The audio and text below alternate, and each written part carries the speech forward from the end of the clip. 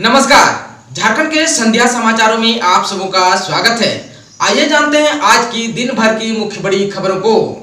Action में है झारखंड सरकार, एक माह में 2600 करोड़ से ज्यादा की योजनाओं को स्वीकृति। वित्त वर्ष 2021-22 को समाप्त होने में 2.5 माह का समय बचा है। 15 दिसंबर तक बजट के कुल योजना मद की सिर्फ 35% राशि ही खर्च हो पाई थी। ऐसे में विभागों की ओर से योजना मद बजट राशि खर्च करने में तेजी लाई गई है। पिछले एक माह में विभिन्न विभागों के लगभग 2600 करोड़ रुपये की योजनाओं को स्वीकृति दी गई है। इनमें अधिकांश योजनाएं वर्क्स डिपार्टमेंट की है। वित्त वर्ष 2021-22 में केंद्र और राज्य का योजना मद में 53,333 करोड़ का आउटले प्लान का बजट है। इसमें से मात्र 15 दिसंबर तक 18,611 करोड़ रुपए ही खर्च हो पाए थे। वैक्सीनेशन के फर्स्ट डोज में लोहरदगा को तीसरा स्थान। डीसी ने दिया इन लोगों पर खास ध्यान देने का निर्देश। उपायुक्त दिलीप कुमार टोपो की अध्यक्षता में आज वर्चुअल माध्यम से सभी प्रखंड विकास पदाधिकारी, प्रभारी चिकित्सा पदाधिकारी के साथ बैठक हुई। बैठक में वैसे गांव जहां कोविड टीकाकरण 30% से कम हुआ है, उन गांवों में 100% टीकाकरण के लिए अगले 2 से 3 दिनों के भीतर कार्य योजना तैयार करने और 26 जनवरी तक 100% टीकाकरण का कार्य करने का निर्देश दिया गया। जिन्होंने अब तक कोविड का टीका नहीं लिया है, उन्हें चिन्हित करते हुए छूटे हुए लोगों का टीकाकरण सुनिश्चित किए जाने का निर्देश दिया। इसके अतिरिक्त 15+ किशोरों को टीकाकरण सुनिश्चित करने के लिए जिला शिक्षा अधीक्षक को निर्देश दिया गया कि सभी उच्च विद्यालय और इंटर कॉलेज या +2 उच्च विद्यालय के छात्र छात्राओं का टीकाकरण के लिए सूची सौंपें ताकि उनका टीकाकरण सुनिश्चित किया जा सके। इधर सदर अस्पताल उपाध्यक्ष डॉक्टर शंभुनाथ चौधरी ने बताया, लोहरदगा जिला झारखंड राज्य में कोविड टीकाकरण में फर्स्ट डोज में तीसरे स्थान और दूसरे डोज में दूसरे स्थान पर आ गया है। गणतंत्र दिवस समारोह की तैयारियां प्रारंभ। झारखंड के अलग अलग जिलों में परेड का प्रशिक्षण शुरू। दुमका में सीएम हेमंत सोरेन फहराएंगे झंडा। गणतंत्र दिवस समारोह की तैयारियां प्रारंभ हो गई है। झारखंड के अलग अलग जिलों में समारोह के दौरान होने वाले सुरक्षा बलों की परेड का प्रशिक्षण शुरू कर दिया गया है। इसमें सुरक्षा बलों की अलग अलग कंपनियां हिस्सा ले रही है। कार्यक्रम में अतिथियों के आगमन से लेकर सलामी देने का रिहर्सल किया जा रहा है। राज्य की उपराजधानी दुमका में समारोह को लेकर जबरदस्त उत्साह देखा जा रहा है। यहाँ झारखंड के मुख्यमंत्री हेमंत सोरेन ध्वजारोहण करेंगे। बुधवार की सुबह दुमका के पुलिस लाइन मैदान में सुरक्षा बलों की ओर से करीब 3 घंटे से अधिक समय तक परेड किया गया। इस दौरान प्रशिक्षक की ओर से जवानों को उनकी गलतियों के बारे में भी बताया गया। प्रशिक्षण का यह कार्यक्रम संथाल प्रगड़ा क्षेत्र के डीआईजी सुदर्शन मंडल, पुलिस अधीक्षक अंबर लकड़ा की मौजूदगी में चला। आप सबको बता दूं कि झारखंड के मुख्यमंत्री हेमंत सोरेन पेट्रोल सब्सिडी योजना की शुरुआत इसी समारोह में करने वाले हैं। कोविड प्रोटोकॉल के तहत आगामी 26 जनवरी को होने वाले कार्यक्रम में बेहद सीमित लोगों को आमंत्रित किया जा रहा है। इस बार मुख्यमंत्री स्वतंत्रता संग्राम सेनानियों को मंच पर सम्मानित नहीं करेंगे। अधिकारियों को निर्देश दिया गया है कि वह सेनानियों के घर घर जाकर उन्हें सम्मानित करें। गरीबों के लिए पेट्रोल पर सरकार खर्च करेगी 9.1 अरब। झारखंड कैबिनेट ने मार्च तक के लिए 1 अरब 39 लाख रुपए की स्वीकृति भी दी। झारखंड सरकार राज्य में गरीबों को पेट्रोल पर सब्सिडी देने के लिए हर साल अनुमानित राशि 9 अरब 1 करोड़ 86 लाख रुपए खर्च करेगी। योजना के पहले वित्त वर्ष 26 जनवरी से 31 मार्च के लिए 1 अरब 39 लाख रुपए के बजट उपबंध कराने की स्वीकृति बुधवार को झारखंड कैबिनेट की बैठक में दी गई। बुधवार को कैबिनेट की बैठक में कुल 51 योजनाओं को स्वीकृति दी गई है। इस योजना का लाभ राष्ट्रीय खाद्य सुरक्षा योजना या झारखंड राज्य खाद्य सुरक्षा योजना से आच्छादित परिवारों जिनके पास ऑन रोड 2 पहिया वाहन को दिया जाएगा। उनके 2 पहिया वाहन के लिए पेट्रोल सब्सिडी योजना के तहत निबंधन हेतु सीएम सपोर्ट्स पर रजिस्टर्ड कराना होगा। इससे पहले सीएम हेमंत सोरेन ने इस ऐप को लॉन्च किया। झारखंड के किसानों के लिए जरूरी खबर। खेती बाड़ी से जुड़ी समस्या के समाधान के लिए लगाइए टोल फ्री नंबर पर 1800-123-1136 पर सरकार बताएगी आपको समाधान। झारखंड के किसानों को एक क्लिक में खेती बाड़ी से जुड़ी समस्या का समाधान मिलेगा। इसके लिए कृषि विभाग की तरफ से किसान कॉल सेंटर और वेबसाइट की शुरुआत की गई है। इसके लिए किसान टोल फ्री नंबर 1800-123-1136 पर फोन या व्हाट्सएप नंबर 8797891222 पर मैसेज कर अपनी समस्या बता सकते हैं।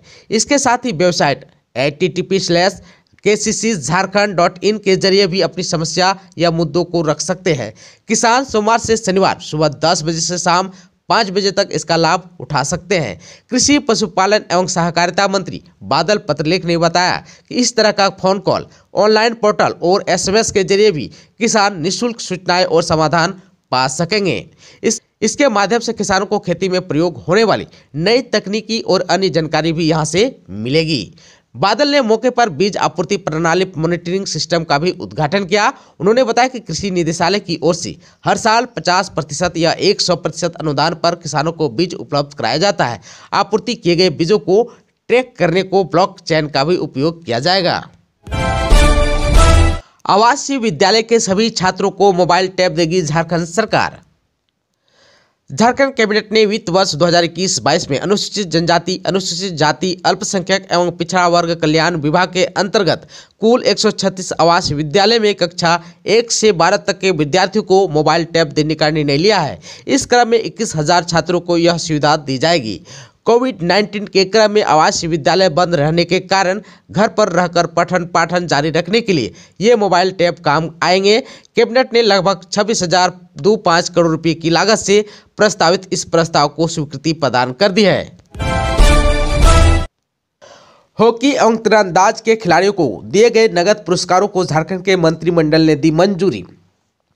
19 जनवरी को झारखंड के मंत्रिमंडल में टोक्यो ओलंपिक खेलों तथा पिछले वर्ष विश्व तीरंदाज में पुरस्कार जीतने वाले राज्य के खिलाड़ी एवं बेहतरीन प्रदर्शन करने वाली महिला हॉकी टीम की खिलाड़ियों को राज्य सरकार द्वारा दिए गए नगद पुरस्कारों को अपनी मंजूरी दे दी। मुख्यमंत्री हेमंत सोरेन की अध्यक्षता में बुधवार को यहां हुई राज्य मंत्रिमंडल की बैठक में इस आज का फैसला लिया गया। बैठक में टोक्यो ओलंपिक खेल में सेमीफाइनल तक पहुंचकर देश एवं राज्य को गौरवान्वित करने वाली भारतीय महिला हॉकी टीम में शामिल राज्य के खिलाड़ियों निक्की प्रधान एवं सलीमा टेटे को दी गई नगद पुरस्कार राशि एवं अन्य सुविधा प्रदान करने की स्वीकृति दी गई। इसी प्रकार मंत्रिमंडल में राज्य के तीरंदाज खिलाड़ी एवं प्रशिक्षक को नगद पुरस्कार राशि प्रदान करने के राज्य सरकार के पिछले वर्ष के फैसले को भी अपनी स्वीकृति प्रदान कर दी। आप सबको बता दो कि मुख्यमंत्री हेमंत सोरेन ने पिछले वर्ष 3 जुलाई को विश्व तीरंदाज प्रतियोगिता में स्वर्ण पदक जीतने वाले राज्य की तीरंदाज दीपिका कुमारी को 50 लाख रुपये और तीरंदाजी की रिकर्व टीम स्पर्धा में स्वर्ण पदक जीतने वाले राज्य की तीरंदाज अंकिता भगत एवं कोमालिका बारी को 20-20 लाख रुपये की पुरस्कार राशि देने की घोषणा की थी। झारखंड में 12 कोरोना पीड़ितों की मौत, 2617 नए संक्रमित, 3769 डिस्चार्ज भी हुए। झारखंड स्वास्थ्य विभाग के मेडिकल रिपोर्ट्स के अनुसार बुधवार को बताया गया कि 2617 नए संक्रमित मिले हैं, जबकि स्वस्थ होने पर 3769 लोगों को अस्पताल से छुट्टी भी दी गई है। इसके साथ ही राज्य में कोरोना संक्रमित मरीजों की संख्या 27,422 रह गई। हालांकि मौत का आंकड़ा परेशान करने वाला रहा। बुधवार को 22 लोगों ने कोरोना की वजह से दम तोड़ दिया है। राज्य में 24 घंटे के भीतर सबसे अधिक 809 नए मरीज रांची में मिले, वहीं जबकि बोकारो में 135, चतरा में 61, देवघर में 91, धनबाद में 135, दुमका में 118, पूर्वी सिंहभूम में 525, गढ़वा में 12, गिरिडीह में 14, गोड्डा में 82, गुमला में 29, हजारीबाग में 25, जामताड़ा में 15, खुट्टी में 10, कोडरमा में 78, लातेहार में 12, लोहरदगा में 21, पाकुड़ में 27, पलामू में 69, रामगढ़ में 17, साहिबगंज में 40, सरायकला में 111, सिमडेगा में 73 और पश्चिमी सिंहभूम जिले में 108 नए संक्रमित मिले हैं। इसके साथ ही राज्य में रिकवरी रेट बढ़कर 92.09% हो गया है। झारखंड कैबिनेट की बैठक में अहम निर्णय लिया गया। झारखंड राज्य में कारखाने में कार्यरत कामगारों को सिलिकोसिस बीमारी से ग्रसित होने पर व सिलिकोसिस बीमारी से मृत कामगारों के आश्रितों को मुआवजा देने के लिए कारखाना सिलिकोसिस लाभुक सहायता योजना लागू की गई। आयुर्वेदिक चिकित्सा पदाधिकारी के लिए सेवानिवृत्त की उम्र सीमा 60 वर्ष से बढ़ाकर 65 वर्ष किया गया। झारखंड के आयुष चिकित्सकों की सेवानिवृत्त की उम्र सीमा 60 वर्ष से बढ़ाकर 65 वर्ष करने के क्रम में मंत्रिपरिषद झारखंड के निर्णय में संशोधन की स्वीकृति दी गई। गोड्डा पुलिस लाइन में पुलिस पदाधिकारी या कर्मियों के लिए विभिन्न आवासीय भवनों के निर्माण के लिए 58 करोड़ 1,89,000 की प्रशासनिक स्वीकृति दी गई।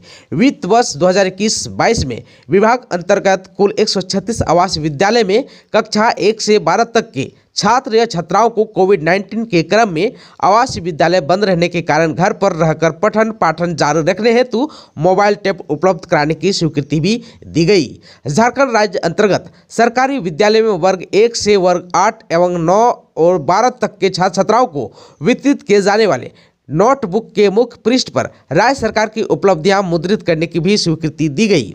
समग्र शिक्षा के अंतर्गत कार्यरत पारा शिक्षक हेतु झारखंड सहायक अध्यापक की सेवा शर्त नियमावली 2021 की स्वीकृति दी गई। झारखंड रक्षा शक्ति विश्वविद्यालय रांची के लिए कुल 31 अतिरिक्त पदों के सृजन की स्वीकृति भी दी गई। श्री कृष्ण लोक प्रशासन संस्थान रांची के महानिदेशक को सचिव स्तर की शक्तियां प्रदान करने की स्वीकृति भी दी गई। दोस्तों, चैनल पर आप नए हैं तो प्लीज चैनल को सब्सक्राइब कर बेल आइकन को दबा दीजिए ताकि खबरों का अपडेट आपको मिलता रहे। इसके साथ ही आज की खबरों में बस इतना ही। हमें दीजिए इजाजत। नमस्कार।